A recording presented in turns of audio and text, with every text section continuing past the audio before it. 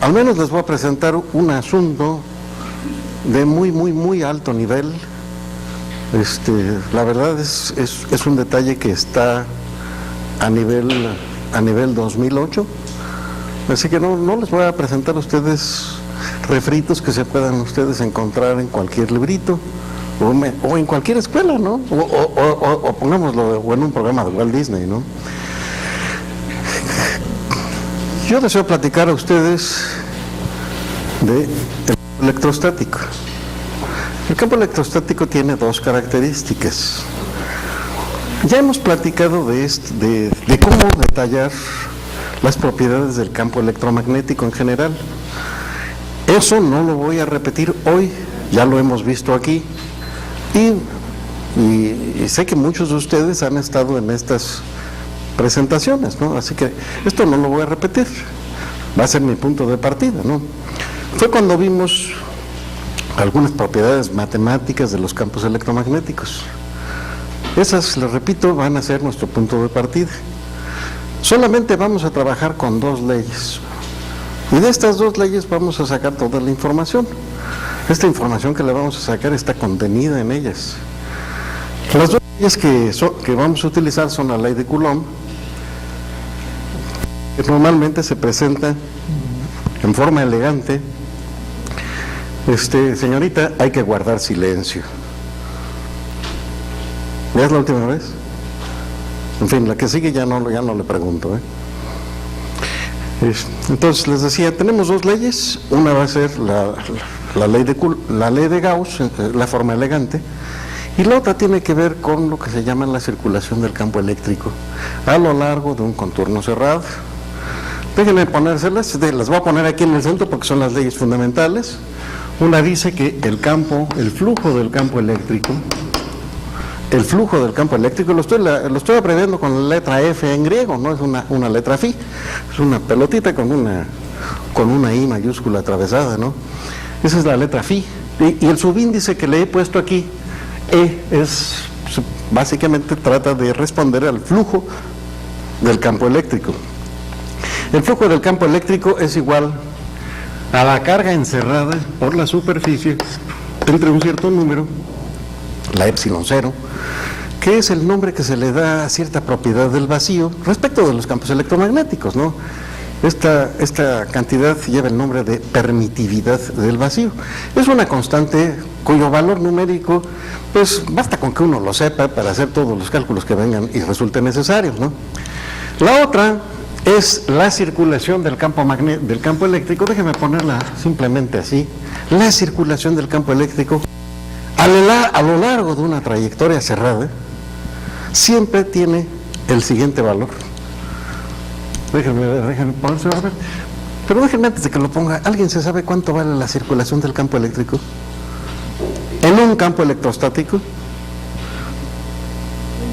Créanme que me lo deberían poder responder, ¿eh? Perdón. Cero. Efectivamente es cero la circulación del campo eléctrico, ¿no?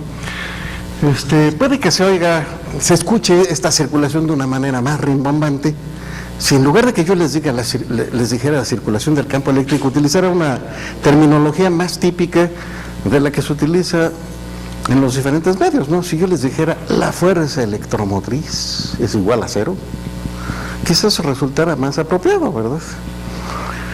Déjenme todavía decirles que hay un equivalente más para esta expresión. Esta es una palabra que quizás conocen ustedes mejor, ¿no? Y si les dijera yo a usted que la diferencia de potencial acumulada a lo largo del circuito cerrado siempre vale cero. O todavía otra más, porque todas son estas expresiones para decir lo mismo, ¿no? Si yo les dijera que la suma de los voltajes a lo largo de cada uno de los elementos del circuito, al sumar sobre todo el circuito cerrado, es exactamente cero. Estas, les repito, son las únicas leyes que vamos a utilizar hoy para sacar toda la información. A mí me resulta, desde luego, fundamental que pues les pueda yo mostrar cómo de estas dos leyes podemos sacar, para empezar, la ley de Coulomb. Porque la ley de Coulomb se tiene por muchos como quizás la ley que resulta fundamental, ¿no? Entonces déjenme ver si podemos extraer a partir de estas dos leyes la expresión para la ley de Coulomb. Acuérdense ustedes que la ley de Coulomb establece que la fuerza entre dos cargas es proporcional al producto de las cargas e inversamente proporcional al cuadrado de la distancia. Así que nosotros deberíamos poder establecer esa propiedad. También acuérdense ustedes que la fuerza que produce un campo eléctrico, está dada por el campo eléctrico multiplicado por la carga sobre la que aplica el correspondiente campo eléctrico. Aquí conviene poner cuidado, ¿eh? Una cosa es la carga que produce el campo y otra es la carga que resiente el campo. O sea, ustedes tienen dos cargas, la interacción entre ellas se establece por el campo que ésta crea sobre esta y empuja a la que tengo en el otro lado, ¿no? A su vez, esta también produce un campo sobre la otra que actúa sobre la otra. Entonces, por favor, vean ustedes que existen dos cargas, ¿no? Una es la carga que lo produce, el campo, y otra la que lo resiente. Aquí estoy hablando de la carga que resiente el efecto del campo, mientras que aquí estoy hablando de la carga que produce el campo correspondiente a ese flujo eléctrico. Si ya tenemos claro esto, pues podemos seguir adelante, ¿no? Entonces, por favor, permítanme hacerles a ustedes un dibujito. Yo quiero poner aquí, en este punto, una carga eléctrica.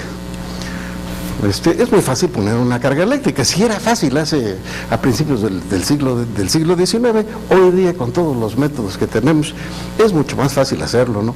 Por favor, coloquen ustedes aquí una carga eléctrica que voy a decir que su valor es la letra Q minúscula. Al ponerle Q minúscula, yo no quiero que vayan ustedes a pensar que esta carga es más chica que la otra. Podrá ser del mismo tamaño o más grande. Lo que quiero es que distingan y que vean que estoy hablando de dos cargas diferentes. Aquí la carga Q minúscula es la carga que produce campo y la carga Q mayúscula quiero entender que es aquella que resiente los efectos del campo eléctrico. Y entonces déjenme ustedes rodear este punto con una esfera. Me estoy pintándoles a ustedes dentro de lo que puedo una esfera. Digo, no faltará quien me diga que eso no es más que un círculo, no es una esfera, ¿no? Una esfera es tridimensional. En fin, ustedes, disponen de un pizarrón bidimensional y esto ya con dificultad, en fin, pero sí pueden ustedes imaginarse que esa pelotita que les acabo de pintar efectivamente representa una esfera. Y entonces, a continuación, pues veo que el campo eléctrico producido por esta carga, pues debería ser radial. Y aquí, desde luego, yo hago la conjetura de que como los diferentes puntos de la esfera están exactamente a la misma distancia del centro, entonces el campo eléctrico en todos los puntos de la superficie debería ser del mismo tamaño. Vean ustedes que no es cierto que la dirección del campo eléctrico aquí o acá sea la misma. Lo que sí es igual es el tamaño del campo eléctrico. Y entonces todo lo que tenemos que hacer para calcular el flujo de esta carga, el flujo del campo eléctrico asociado a esta carga, pues todo lo que tenemos que hacer es agarrar toda la superficie de la esfera, y multiplicarla por el campo eléctrico. Y aquí viene la pregunta, ¿no? ¿Cuál es la superficie de una esfera? Y ahora me hace falta que uno de ustedes me diga cuál es la superficie de una esfera, porque digo, si realmente no tienen ustedes ni material para decirme cuál es la superficie de una esfera, entonces está difícil que puedan entender lo que sigue, ¿no? Así que, a ver, ¿quién me dice un jovencito, claro, ¿verdad? ¿Por cuánto? Muy bien. Entonces, el flujo simplemente está dado por la superficie 4pi por r cuadrada, y esto multiplicado por el campo. Campo por superficie. Y noten, por favor, que esto debe ser igual, de acuerdo a la primera ley, a la carga encerrada por la superficie. Ven ustedes que lo que está dentro de la superficie es esa carga minúscula. Es la carga entre epsilon 0. Y ahora sí, a mí lo que me interesa es el campo. ¿Cuánto vale el campo? Y entonces lo que tengo que hacer es despejar esta ecuación. Por favor, la despejo. Esta ecuación y encuentro que la E es igual a Q entre 4 pi epsilon 0 por R cuadrada. Ya tengo el campo. Y vamos a dar todavía otro paso, ¿no? Porque queríamos ver cuánto vale la fuerza. Pues miren, muy fácil. La fuerza ya la teníamos aquí. Entonces ponemos este campo, lo sustituimos por este valor y obtenemos Q entre 4 pi epsilon 0 R cuadrada por la Q. Y por favor leer la formulita. Dice que la fuerza es proporcional al producto de las cargas e inversamente proporcional a la distancia elevada al cuadrado. Dicho de otra manera, esto que está acá, que es la ley de Coulomb,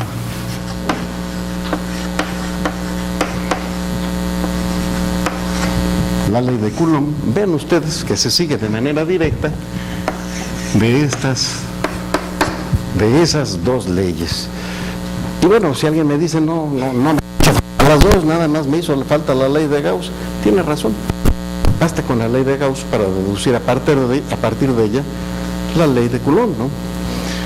¿Perdón? No son equivalentes. Es mucho más poderosa esta ley que la ley de Coulomb. Desgraciadamente la ley de Coulomb requiere que hables de dos cargas puntuales. Si las cargas no son puntuales, no sirve la ecuación, la ley de Coulomb, ¿no? En fin,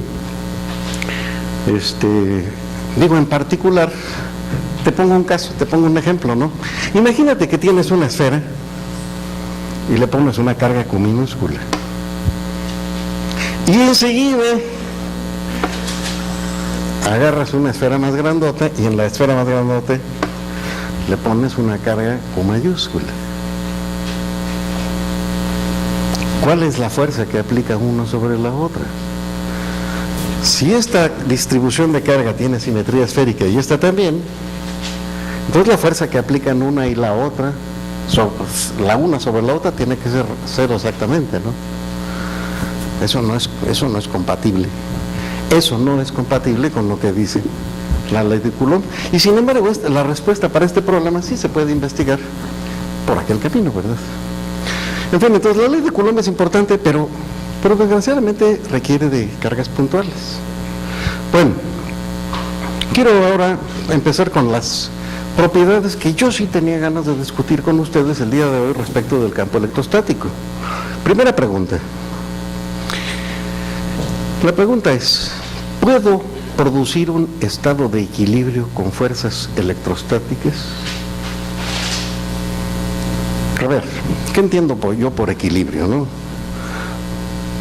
Miren, imagínense que tengo yo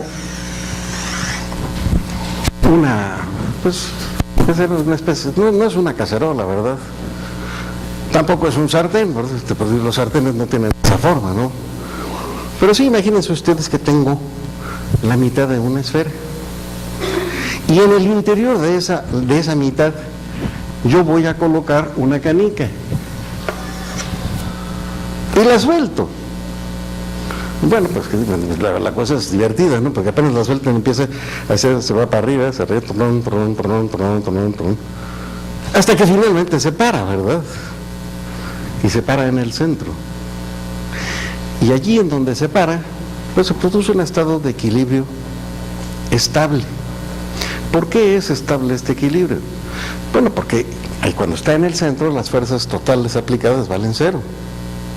Con otra propiedad interesante, si ustedes se apartan del centro, hay una fuerza que lo manda al centro. Vean ustedes, ya que estaba aquí en el centro, ya que tenía yo la canica en el centro, si yo la desplazo un poquitito hacia la derecha y la suelto, se regresa y vuelve a hacer su chiste de hasta que se para, ¿no? Esto es lo que se llama equilibrio estable. Es decir, un punto en que las fuerzas totales valen cero, pero además de eso, Si yo lo desplazo del punto de equilibrio, aparecen fuerzas que me lo regresan al equilibrio. Ese es un estado de equilibrio estable. Déjenme proponerles a ustedes un estado de equilibrio inestable, ¿no? Entonces este es equilibrio, déjenme ponerle así, E. Sí, esa abreviatura, ¿no? La primera E es de equilibrio y la segunda E es de estable. Déjenme proponerles a ustedes una de equilibrio indiferente. Equilibrio indiferente. Bueno, ustedes, yo pongo aquí mi canica y está bien alineada la superficie, yo la suelto y no se mueve. La pongo. Y si la pongo allí o la pongo en cualquier lado se queda. Quiero presentarles a ustedes finalmente un ejemplo de equilibrio inestable. Es con otro dibujito, ¿verdad? ¿Qué les parece este? Ahí está. Si ustedes ponen la canica ahí en el centro y se pasan 3 horas poniéndola en el centro con mucho cuidado, en el momento que la suelta, se cae. Y es muy sencillo, ¿no? Porque por poquito que se separe del desequilibrio, aparece una fuerza y esta fuerza hace que se desequilibre más y más y más. Por eso es que a pesar de que aquí en el máximo, en la parte de hasta arriba, la fuerza es rigurosamente nula, cualquier desplazamiento desde esa posición le produce una fuerza que cada vez es más grande y que la aparta del equilibrio, ¿no? Por eso, esto que está acá es, bueno, este era indiferente, y aquí quiero poner inestable. Equilibrio inestable, ¿no? Ese problema, si ustedes agarran un lápiz y lo ponen de punta, pues la verdad es que no van a poderlo, no lo van a poder poner de punta, ¿no? En cambio, si lo voltean y tiene la cara bien cuadradita, entonces, pues cuesta trabajo, pero sí se puede, ¿no? Estoy pensando en un lápiz de este estilo, ¿verdad? A ver, aquí está el cuerpo del lápiz, aquí está la parte de atrás bien perpendicular al eje del lápiz, y desde luego aquí está la punta, ¿no? Si lo quiero parar de punta nada más no puedo, y si lo quiero parar del otro lado sí puedo, me puede costar trabajo, pero sí se puede, ¿no? En fin, estos son los 3 tipos de equilibrio, ¿no? Y ahora yo, ya que les he explicado a ustedes que son los 3 tipos de equilibrio, les quiero preguntar, ¿existe el equilibrio estable producido por fuerzas únicamente eléctricas? Y déjenme proponerles un montaje, ¿no? Ahí les va. Supónganse ustedes que yo coloco en tres puntos colocados sobre un triángulo, en los vértices, coloco 3 cargas positivas. Pongo una aquí, otra acá. Piensen por favor en un triángulo equilátero, que es el más sencillo de todos. Y yo les pregunto, en el centro del triángulo, ¿hay equilibrio estable? A ver, yo lo que haría sería, por ejemplo, colocar aquí en el centro otra carga más. Yo le puse una de tamaño Q. Nada más necesito que sea del mismo signo. ¿Por qué del mismo signo? Porque las cargas que son del mismo signo se repelen. Así que entonces, si esta carga tiene el mismo signo que esta la empuja para allá, ¿verdad? La de arriba la empuja para acá. Y finalmente esta la empuja para el otro lado, ¿verdad? Entonces, entre las cargas de afuera como que pues todas se empujan para el otro lado, ¿no? Y entonces como que hay un estado de equilibrio y de equilibrio estable, ¿verdad? Pues eso es falso, no es cierto. No es cierto, ¿no? Efectivamente, estas fuerzas que se producen, que yo les he dibujado aquí, son correctas, ¿no? Estas son las fuerzas que se producen por las cargas que están allá afuera, ¿no? Y efectivamente, si ustedes desplazan un poquito la carga del centro, efectivamente hay fuerzas producidas por la combinación de las dos cargas que están más cercanas, que empujan con más fuerza que la que ya quedó más lejos, ¿verdad? Entonces eso da lugar a una especie de equilibrio, ¿no? Sin embargo, déjenme decirles a ustedes lo siguiente, ¿no? Si yo hiciera mi análisis en el plano del pizarrón, entonces yo encontraría lo siguiente. Vean ustedes, déjenme quitar esto por un momento. Yo lo que quiero es analizar el campo eléctrico. Y entonces encontraría, vean ustedes, encuentro que las fuerzas del campo eléctrico salen de esa superficie. Y automáticamente yo podría calcular el flujo de ese campo, ¿no? Y si el campo siempre sale, por favor escuchen, si el campo siempre sale en esa esferita que rodea el punto, eso significa que el flujo del campo eléctrico es no nulo. Y si el flujo es no nulo, esto es igual a entre epsilon cero. ¿Cuál carga encerrada? Si ya la quitamos, no hay nada. No hay nada. Y como no hay nada, el flujo debería ser cero. Si ustedes aquí ven que estamos obteniendo un número positivo, pues es que lo que pasa es que lo que por aquí sale, por acá arriba, le entra, ¿no? Acuérdense que esto, si el flujo es cero, es que tanto le entra por un lado como le sale por el otro. Estaba yo analizando, yo aquí les puse un cilindrito, ¿no? El cilindrito es una cosa de este estilo, ¿no? Y entonces estas flechas representaban campo que salía de la superficie lateral del cilindro. Sale. Pero dentro de esto no hay nada. El flujo eléctrico a través del cilindro tiene que ser cero. Si estamos encontrando que el flujo aquí es positivo, entonces es indispensable que en las dos tapas el flujo tiene que ser negativo, de tal manera que la suma total es cero. Entonces dense cuenta, estas fuerzas que existían aquí efectivamente tratan de centrar la carga, en el plano donde están las cargas, sin embargo la expulsan hacia arriba o hacia abajo. En fin, esto es lo que yo les quería decir. Las fuerzas eléctricas, al menos en este ejemplo que yo les acabo de proporcionar, no permiten un estado de equilibrio estable. Y posiblemente ustedes me digan, no, pero ahorita nos ponemos a pensar, vamos a garantizar el equilibrio. Falso.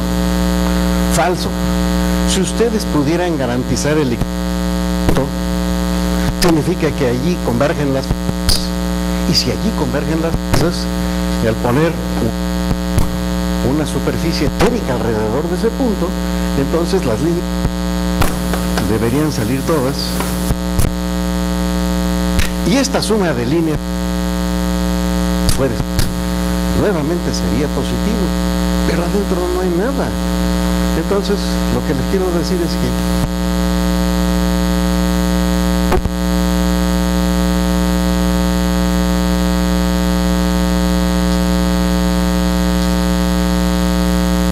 está tronando esto, ¿verdad? ¿Qué hacen?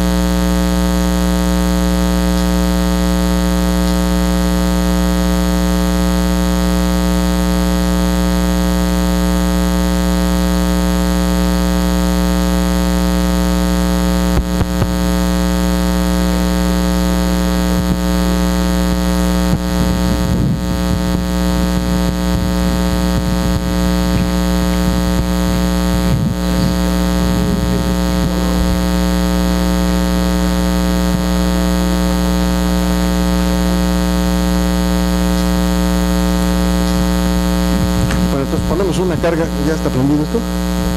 Ponemos una carga eléctrica Q allá en la gota de mercurio. Y afuera, déjenme poner otra carga aquí.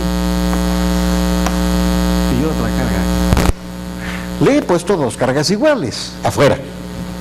Si no le pongo las cargas iguales, podría haber repulsión en ambos casos, pero si una repulsión es más grande que la otra, pues no puede haber equilibrio, ¿no?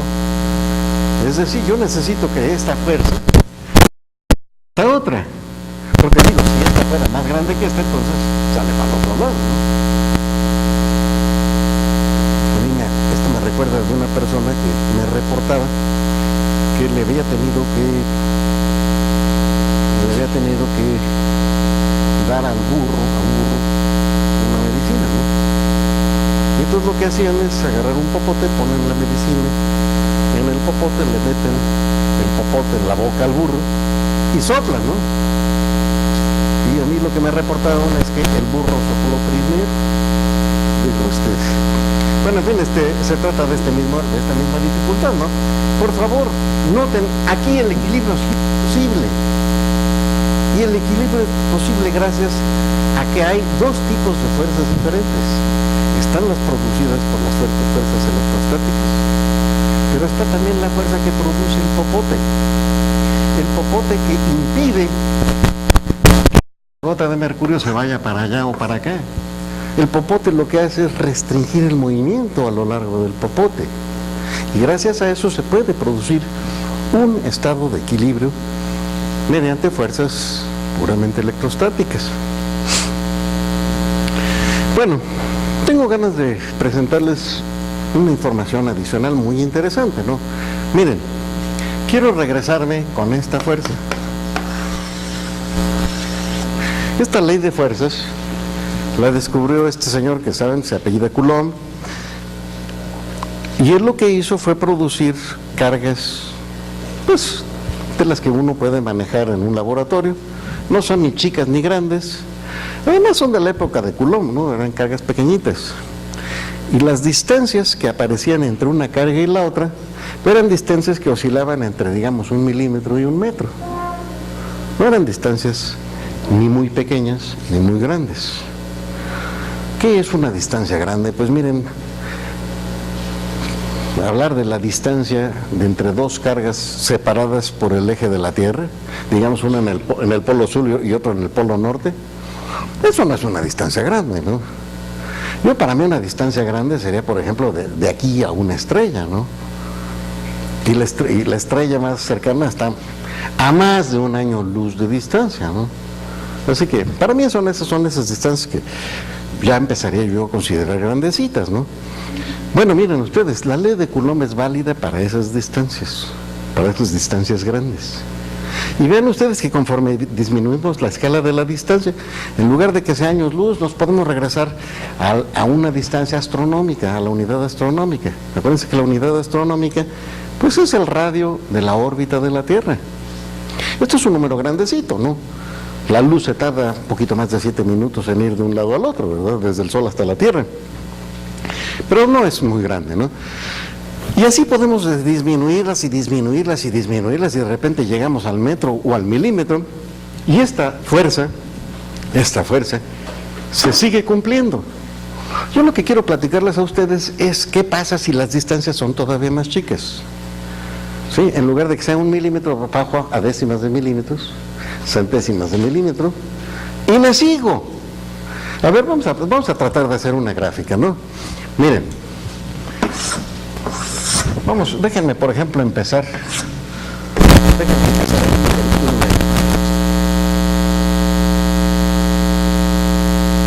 si divido esa distancia en 10 partes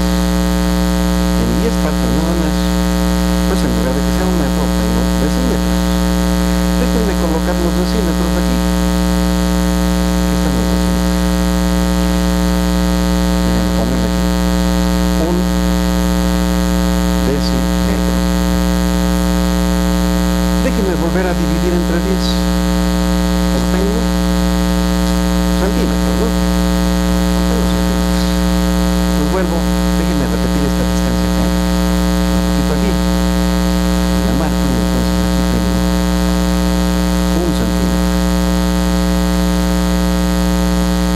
a dividir entre 10.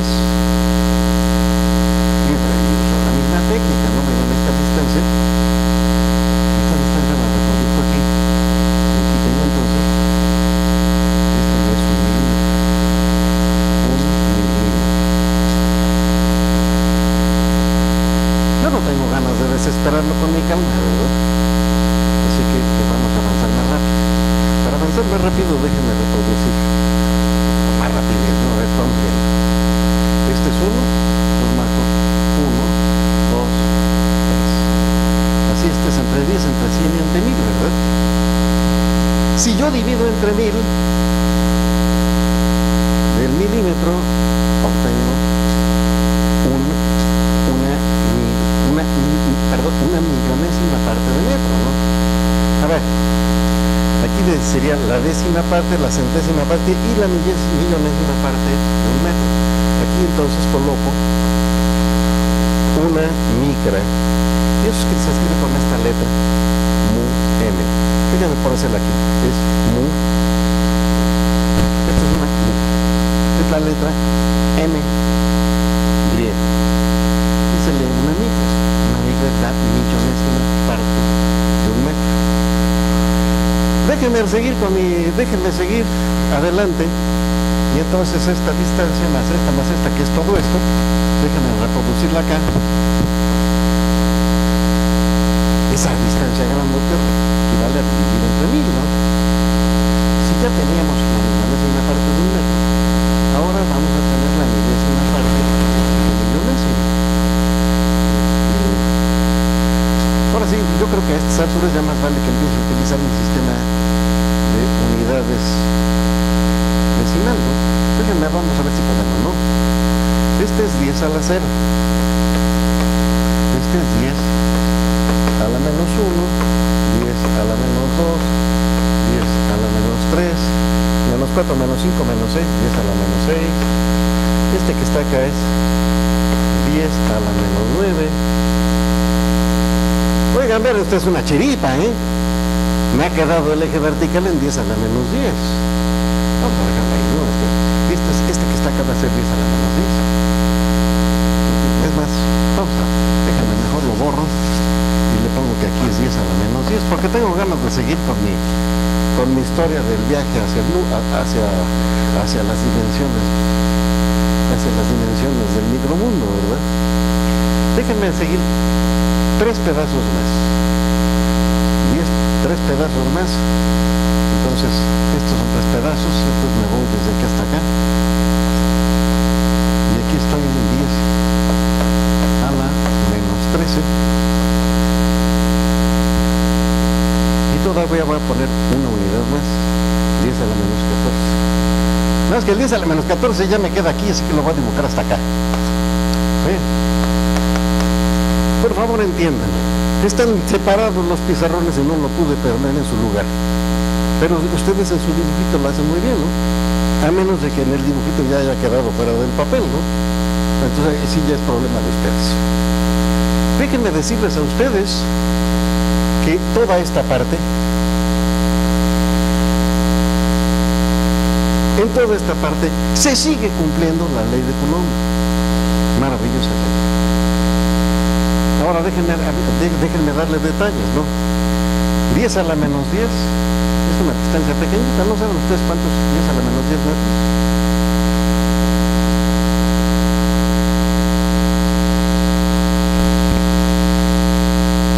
Una unidad de 10 a la menos 10 metros lleva el nombre de un angstrom. Un angstrom. A ver, vamos a ponerlo aquí. 10 a la menos 10 metros es igual a un angstrom, y por alguna razón le ponen una pelotita encima de la A. Ha de ser como nuestro acento, ¿verdad? A los pinches gringos nosotros ponemos palitos encima de algunas vocales, en decir, ¿pero qué le ponen a las vocales? Bueno, pues yo no sé qué significa la pelotita que le ponen a la A, pero bueno, es la... cuyo trabajo permitió definir esta nueva unidad, ¿no? El átomo de hidrógeno es el átomo más pequeño de la naturaleza. Y el diámetro del átomo de hidrógeno es precisamente un angstrom. No exactamente, es algo así como 1.01 Angstrom. Pero digo, se los estoy diciendo para que se hagan ustedes una idea de más o menos por dónde va la cosa, ¿no? Entonces, esta distancia que tengo aquí es el tamaño de un átomo. Para investigar de aquí en adelante, para distancias cada vez más pequeñas, hace falta hacer experimentos cada vez más difíciles. Yo les voy a platicar rápidamente cómo va el experimento. Para investigar esta parte, lo que se hace es lo siguiente, ¿no? Primero se los voy a poner a ustedes de una manera pintoresca, ya se las pongo en serio, ¿no? Entonces va primero la parte pintoresca, ¿no? En la parte pintoresca, ustedes hacen un experimento de este estilo, ¿no? Tienen ustedes una pistola. Ahí está la pistola, déjenme completarlo, parece que hay que ponerle gatillo, ¿no? Ya le pusimos gatillo, bueno, más es para ahí donde entra el dedo, ¿no? Aquí el gatillo está aquí. Y entonces, pues salen balas, ¿no? Y ahora me hace falta, pues, el blanco, donde hay que lanzar las balas, ¿no? El blanco, déjenme pintarlo aquí.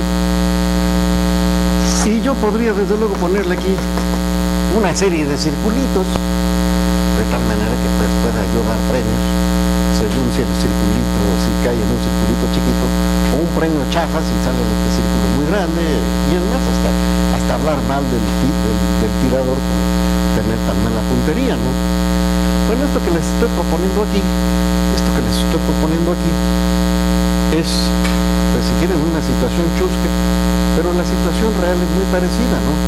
En lugar de que yo utilice una pistola con balas, lo que voy a hacer es utilizar una fuente radioactiva que emita, por ejemplo, núcleos de partículas alfa, o posiblemente núcleos, o posiblemente electrones, o posiblemente protones, o posiblemente rayos gamma. Todas esas cosas producen las fuentes radioactivas, ¿no? Yo podría utilizar cualquiera de estas radiaciones para hacer este experimento, ¿no? Entonces, digo, si vamos a hacer estas cosas de esta manera, entonces lo que vamos a poner aquí va a ser una cajita. Dentro de esta es una cajita de plomo, ¿no? Dentro de la cajita de plomo, ustedes le hacen un hueco a la cajita de plomo. Aquí le pondrían cuerda para desatornillarla, ¿no? Y la abren, colocan en su interior su fuente radioactiva, vuelven a atornillar el conjunto, de tal manera que después de que han introducido su fuente radioactiva, se empiezan a salir por el agujerito, pues nada más pueden por ahí salir, por el agujerito salen las partículas de la radiación que hayamos seleccionado, ¿no? Ustedes se dan cuenta aquí que conviene poner un agujerito chiquito. Aquí es el agujerito chiquito, pero para que se abra un chisguete de partículas de altas velocidades, ¿no? Entonces, por favor, déjenme perfeccionar este montaje. Y enseguida, después de esto, le coloco otra cajota más grande.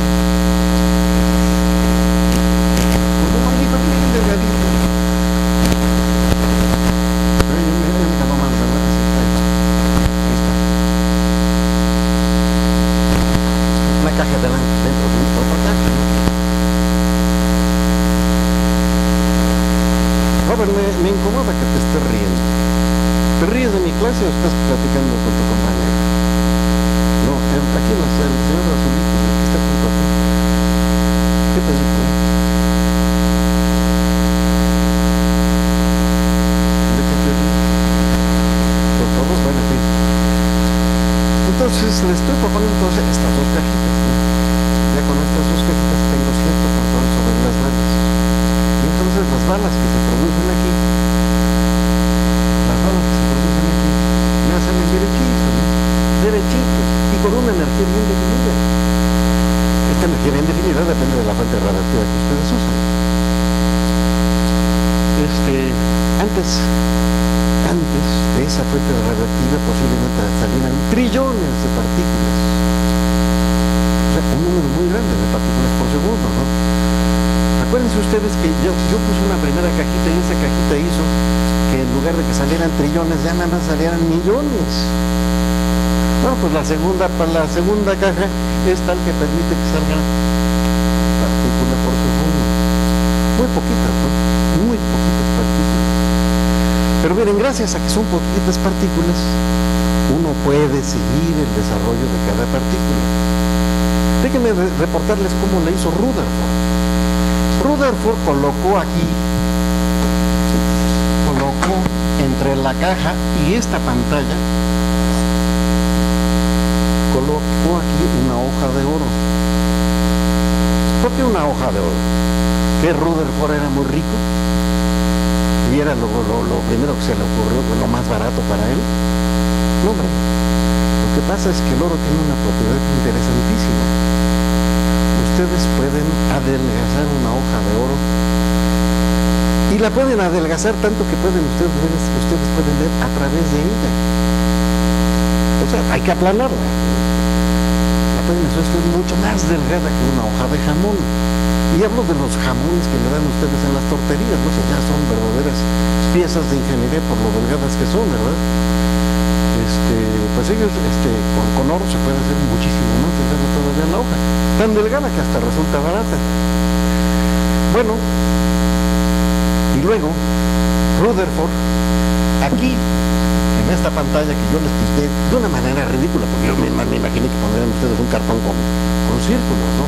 No, Rutherford lo que hizo es que aquí tenía una botella de vidrio. Esta es la botella de vidrio. Botella de vidrio. Y aquí coloco un poco de fósforo. El fósforo es un elemento. Le embarró el fósforo así a la brava. Enseguida conecta esto a una bomba de vacío. ¿Qué es una bomba de vacío? Es un chiste que saca todo el aire que está dentro de la botella. ¿Para qué le saca el aire que está dentro de la botella? Muy sencillo, para que las partículas que salen de la fuente radioactiva no choquen contra las partículas del aire. Y de esta manera entonces garantizó que las partículas que salían de la fuente radioactiva llegaban a la membrana de oro. Al llegar a la membrana de oro interactuaban con el oro y salían y caían en algún lugar en la pantalla. Y al caer en la pantalla, en el fósforo, venía la partícula radioactiva, llega a la pantalla, en donde está fósforo, y se producía un destello de luz. Muy chiquito, apenas. Rutherford tenía que ponerse frente a su instrumento y se tapaba con una cosa negra, ¿verdad? Así como los fotógrafos antiguos, para poder en estas condiciones de oscuridad alcanzar a ver el destello que producía la partícula alfa al llegar a esta pantalla. Y ahora déjenme decirles a ustedes, Rutherford empezó a contar cuántas partículas llegaban. Todos recuerdo, eran cosa de una partícula por segundo, no era mucho peor, ¿no? Él empezó a contar, nada más que encontró que aquí llegaban muchas, aquí derecho, aquí en este punto, llegaban casi todas. Es decir, casi todas las partículas llegaban sin desviarse, atravesaban la hoja de oro con mucha mayor facilidad que la luz. Sin embargo, encontró que había algunas partículas que llegaban aquí y se desviaban, y otras se desviaban más lejos, y otras más lejos, y algunas inclusive se iban de reversa. Y duró muchos meses este experimento, porque estuvo cuenta y cuenta el número de partículas que caían en los diferentes anillos que se podrían dibujar en la pantalla de fósforo. Y después de esto entonces ya tenía un montón de datos experimentales y los analizó. Y analizarlo significaba hacer lo siguiente, ¿no? Yo aquí tengo una partícula que viene volando y que tiene una cierta carga positiva, ¿no? Y entonces de repente llega y se acerca mucho a un núcleo de oro. Y entonces siente la fuerza electrostática que produce el núcleo de oro. Y como consecuencia, tuerce la trayectoria de la partícula y ya no se sigue derecho, ¿no? Dependiendo de qué tanto se acerca esta partícula al oro, que caiga acá arriba o que caiga aquí. Las que caen aquí son los que se acercan poco a los núcleos del oro. En cambio, las que se deflectan mucho, las que se desvían demasiado, son las que por alguna razón se han acercado demasiado a un átomo, a un núcleo de oro. Y entonces, de esta manera, todos los datos que él pudo analizar y que se encuentran aquí en la pantalla, porque estos que se regresaban pues no los veía jamás, ¿no? Esos que se regresaban no llegaban a la pantalla, él no los podía ver, ¿no? Bueno, pues analizando los que llegaban a caer en la pantalla, tuvo una relación que permitía decir tantos se desvían tal ángulo. Y se puso a analizar matemáticamente estos resultados. Y para analizarlos, propuso precisamente esta ley de fuerzas. ¿Y qué encontró? Que los resultados que habían obtenido eran compatibles con esa ley de fuerzas. Conclusión. La conclusión de Rutherford es que estas partículas se llegaban a acercar hasta 10 a la menos 13 metros. Es decir, hasta aquí, todo esto, y nos vamos para allá hasta más infinito. Pues es la zona en que efectivamente se cumple la ley de Coulomb. Pero el mismo Rutherford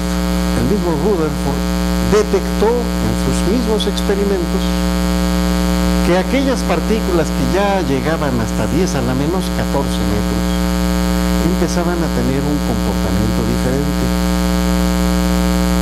Esta fue el límite aparente de la efectividad de la ley de Coulomb.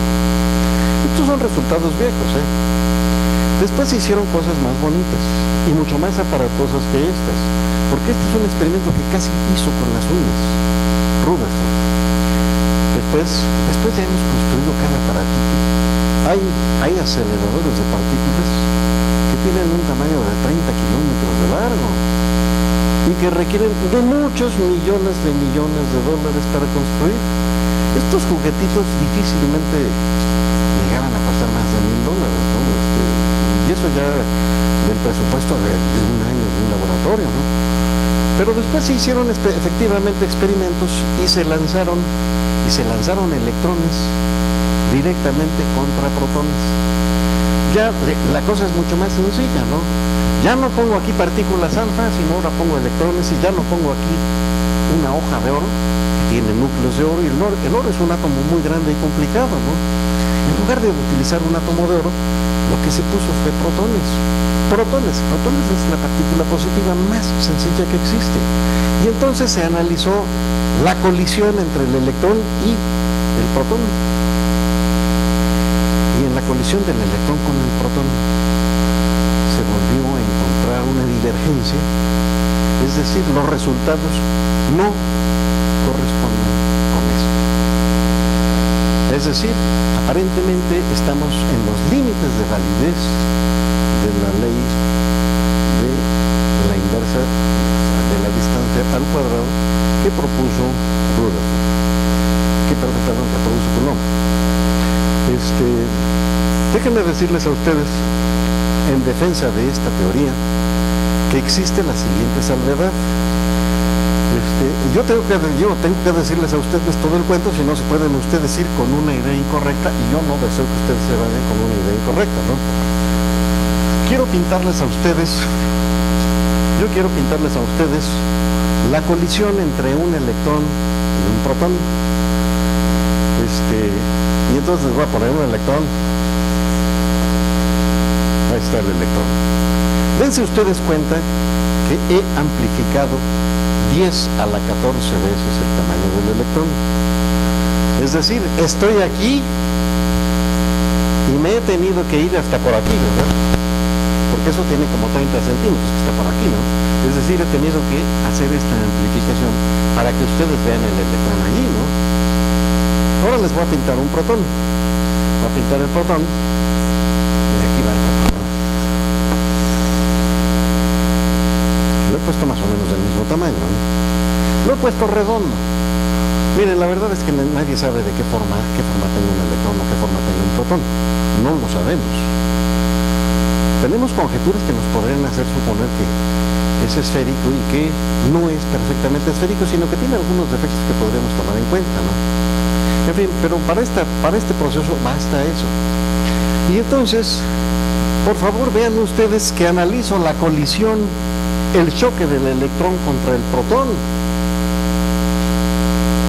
Y si me acerco demasiado al protón, la forma del protón y la forma del electrón deben tomarse en cuenta para predecir el resultado. Les quiero decir una cosa más que todavía es incluso más misteriosa. Este protón que está aquí no siempre es un protón. Se transforma de manera espontánea en la suma de dos partículas. Es decir, ese protón de repente se transforma en un neutrón más un mesón positivo. Es decir, esto que está acá de repente se transforma en una cosa, déjenme ponerla así, este es el neutrón, y alrededor de ese neutrón hay un mesón que vuela alrededor, que lo cobija, que lo envuelve, de tal manera que la carga neta es positiva, porque el neutrón no tiene carga. Y entonces, a la hora de interactuar la carga del electrón con la carga del protón, pues va a interactuar con este, pero también interactúa con este y con este, ¿no? Entonces, todo parecería que si no se obedece esta ley en la naturaleza, no se obedece precisamente a que estas dos partículas no son puntuales, sino tienen un cierto volumen. Nos parece ser que podemos rescatar la ley, es decir, casi parece ser que vamos a poder dar por hecho que la ley de Coulomb siempre se cumple como la ley de la inversa de la distancia al cuadrado, incluso en estos casos límite. ¿Qué es lo que pasa? Lo que pasa es que la carga de este electrón está dividida en muchos pedacitos, ¿sí? Y cada pedacito interactúa con todos los demás pedacitos. Y entonces, al hablar de la distancia entre esta cosa y esta cosa, pues no se trata de la distancia entre los centros, sino se trata de un promedio estadístico de la distancia entre esta carga y esta carga y esta carga y esta carga, y así sucesivamente, ¿no? Entonces es este volumen que tienen las cargas elementales, que no es nulo, lo que parece ser la explicación de este fenómeno. Me quedan 6 minutos y en estos 6 minutos yo no voy a poder enseñarles a ustedes cómo podemos deducir el electrostático en el interior de un conductor. Y como no tengo ganas de dejarlos a medias, ¿verdad? Entonces, pues, aquí termino la plática. Si tienen alguna pregunta que yo pueda responder, se la respondo. Si no, pues trataré de guardar silencio.